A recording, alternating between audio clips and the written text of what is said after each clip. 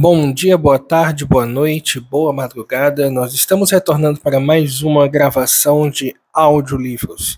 Não esqueça de curtir, comentar e compartilhar. Capítulo 9. Armas. Inverno de 1995 a primavera de 1996.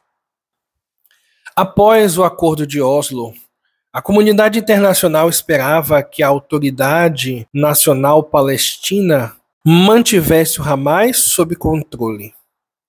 Em 4 de novembro de 1995, um sábado, eu estava assistindo à televisão quando um boletim jornalístico interrompeu a programação. Yitzhak Rabin fora alvejado durante um comício pela paz na Praça dos Reis de Israel, hoje chamada Praça Yitzhak Rabin, em Tel Aviv. A situação parecia grave. Algumas horas depois, as autoridades anunciaram que ele havia morrido. Puxa, eu disse em voz alta para ninguém em especial. Alguma facção palestina ainda tem poder para assassinar o primeiro-ministro de Israel. Isso deveria ter acontecido há muito tempo. Eu estava muito feliz pela sua morte, pelos danos que ela infligiria à Organização para a Libertação da Palestina e a sua capitulação frente a Israel. Então, o telefone tocou e reconheci imediatamente a voz da pessoa do outro lado da linha. Era Yasser Arafat. Ele queria falar com meu pai. Fiquei atento, ouvindo a conversa. Porém, meu pai não disse muita coisa. Foi gentil e respeitoso. E, na maior parte do tempo, simplesmente concordou com o que quer que fosse que Arafat estava dizendo do outro lado da linha. Entendo, ele disse. Até logo, e se virou para mim. Arafat pediu que tentássemos evitar que o Hamas comemore a morte do primeiro-ministro, explicou. O assassinato foi uma grande perda para ele, porque Rabin demonstrou muita coragem política ao participar das negociações de paz com a OLP. Soubemos depois que Rabin não tinha sido assassinado por um palestino. Havia levado um tiro nas costas, disparado por um estudante de direito israelense. Muitos integrantes do Hamas ficaram decepcionados com essa informação. Pessoalmente, eu achava divertido o fato de judeus fanáticos terem um objetivo em comum com o Hamas. O assassinato deixou o mundo agitado e a comunidade internacional fez mais pressão para que Arafat obtivesse o controle dos territórios palestinos. Ele, então, lançou uma ofensiva total contra o Hamas. A polícia da Autoridade Nacional Palestina foi até nossa casa. Pediu que meu pai se preparasse e o prendeu no quartel-general de Arafat, sempre o tratando com maior respeito e gentileza. Mesmo assim, pela primeira vez, palestinos estavam prendendo palestinos. Era inaceitável, mas pelo menos tratava meu pai com respeito. Ao contrário de muitos outros, ele recebeu um aposento confortável e Arafat o visitava de tempos em tempos para discutir várias questões. Logo, todos os principais líderes do Hamas, além de centenas de seus integrantes, estavam presos em cárceres palestinos. Muitos foram torturados para que revelassem informações. Alguns morreram. Outros, porém, desapareceram para evitar a prisão. Se tornaram fugitivos e continuaram os ataques a Israel. Naquele momento, meu ódio tinha vários alvos. Eu odiava a Autoridade Nacional Palestina e Yasser Arafat detestava Israel e os palestinos seculares. Porque meu pai, que amava Alá e seu povo, tinha de pagar um preço tão alto enquanto homens sem fé como Arafat e membros da OLP proporcionavam uma grande vitória aos israelenses, que eram comparados a porcos e macacos no Alcorão. E a comunidade internacional aplaudia o fato de Israel ter conseguido fazer com que os terroristas reconhecessem o direito de existência do Estado israelense.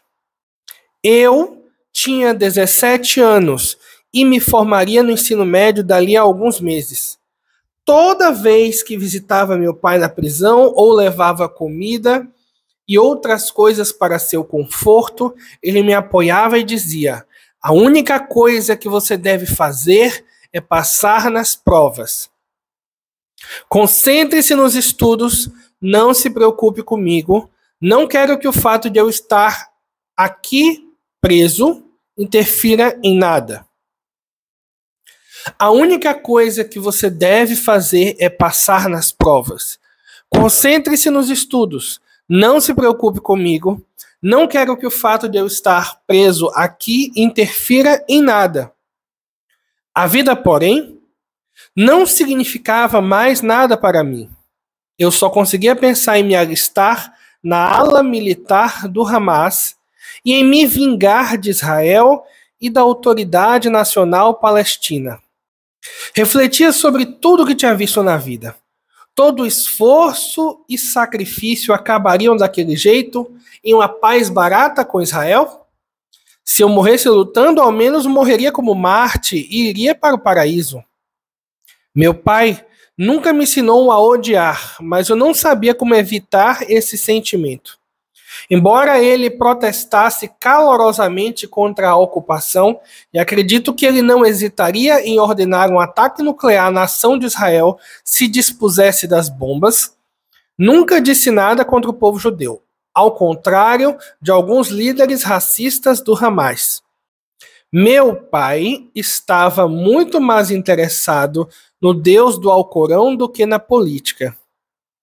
Alá havia nos dado a responsabilidade de erradicar os judeus, e meu pai não questionava isso, embora não tivesse nada pessoal contra eles. Como está seu relacionamento com Alá? Ele me perguntava toda vez que eu visitava. Fez suas preces hoje? Passou o tempo na companhia dele? Ele nunca dizia: quero que você se torne um bom mujahid, guerrilheiro. A advertência para mim, seu filho mais velho, sempre era: seja bom para sua mãe, muito bom para lá e muito bom para o seu povo. Eu não entendia como ele podia ser tão compassivo e clemente, mesmo em relação aos soldados que o prenderam várias vezes. Ele os tratava como crianças. Quando eu levava comida para ele no quartel-general da Autoridade Nacional Palestina, meu pai muitas vezes convidava os guardas para comer conosco a refeição, especialmente preparada por minha mãe. Alguns meses depois, até eles passaram a adorá-lo. Embora fosse muito fácil para mim amá-lo, ele também era um homem muito difícil de entender. Tomado pela raiva e pelo desejo de vingança, comecei a procurar armas. Naquela época, já era possível comprá-las nos territórios, só que eram muito caras, e eu não passava de um estudante sem dinheiro. Ibrahim Kiswani, um colega de escola que morava numa aldeia próxima a Jerusalém, me disse que podia conseguir o dinheiro de que precisávamos, não o suficiente para armas, mas o bastante para fuzis baratos e talvez uma pistola. Perguntei a meu primo Yosef Dawood se ele sabia onde eu podia conseguir algo assim. Yosef e eu não éramos não éramos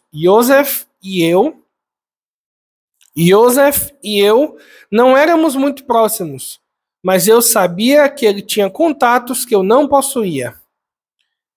Tenho alguns amigos em Nablus que talvez possam ajudar, ele me disse.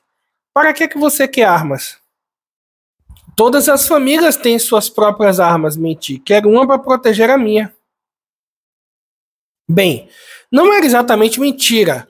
Ibrahim morava em uma aldeia onde cada família de fato, precisava ter suas próprias armas para se defender, e ele era como um irmão para mim.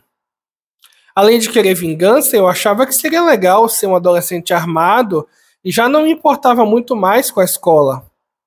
Para que estudar naquela terra insana? Finalmente, numa tarde, recebi um telefonema do meu primo Joseph. Vamos a Nablus. Conheço um sujeito que trabalha para as forças de segurança da Autoridade Nacional Palestina. Acho que ele pode conseguir armas para nós, disse ele. Quando chegamos em Nablus, um homem nos recebeu à porta de uma pequena casa e pediu que entrássemos. Lá nos ofereceu submetralhadoras suecas Carl Gustav M45 e uma Portside, uma versão egípcia da mesma arma. Ele nos levou para um ponto remoto nas montanhas e mostrou como usá-las. Quando me perguntou se eu queria experimentar, meu coração disparou. Eu nunca havia usado uma metralhadora antes e, de repente, senti medo. Não confio em você, eu disse. Comprei um par de submetralhadoras e uma pistola. Escondi tudo na porta do meu carro e espalhei pimenta sobre as armas para despistar eventuais cães farejadores israelenses nos postos de controle. Na volta para Ramallah, liguei para Ibrahim. Ei, consegui aquele negócio. Sério? Sério. Sabíamos que não devíamos usar palavras como pistolas ou armas, porque era bem provável que os israelenses estivessem ouvindo tudo o que dizíamos. Marcamos um horário para que ele pegasse suas coisas, entre aspas, e nos despedimos rapidamente. Era a primavera de 1996.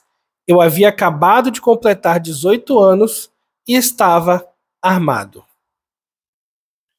Certa noite, Ibrahim me ligou e percebi pelo seu tom de voz que ele estava com muita raiva.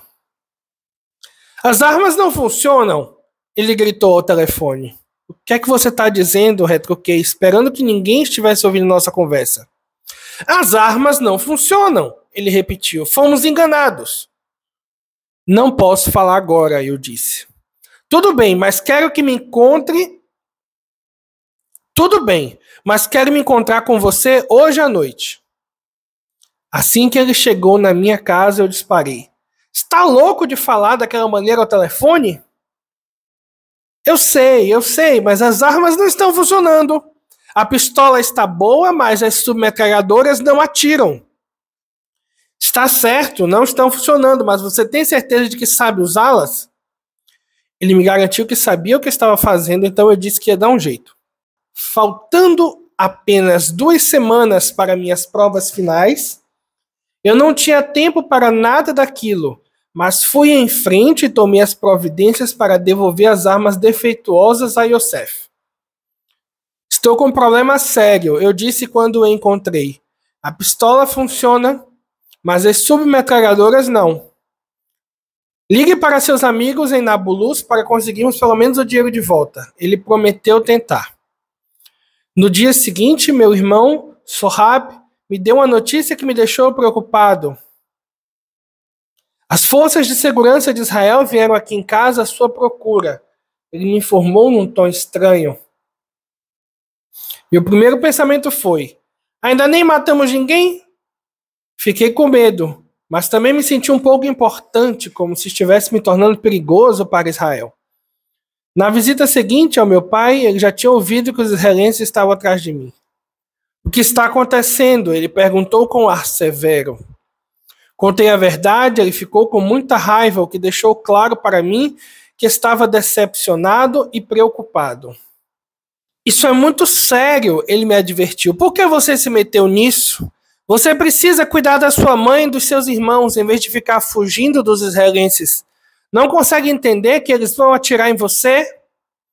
Fui para casa, juntei algumas roupas e meus livros da escola e pedi a alguns estudantes que faziam parte da Irmandade Muçulmana que me escondessem até eu fazer minhas provas finais e concluir os meus estudos. Ibrahim, obviamente, não entendia a gravidade da minha situação. Continuava a ligar, muitas vezes para o telefone celular do meu pai que eu estava usando. O que está havendo? O que está acontecendo com você? Eu lhe dei um montão de dinheiro, preciso que me devolva agora. Contei sobre as forças de segurança que estiveram na minha casa e ele começou a gritar e a dizer coisas perigosas ao telefone. Desliguei antes que ele pudesse comprometer ainda mais a si mesmo ou a mim. No dia seguinte, as forças de defesa de Israel apareceram na casa dele, fizeram uma revista e encontraram a pistola. Ele foi preso imediatamente. Eu me sentia perdido. Confiara em quem não devia. Meu pai estava na prisão. Eu o havia decepcionado e deixara minha mãe preocupada. Precisava estudar para as provas e estava sendo procurado pelos israelenses. Como aquela situação poderia piorar ainda mais?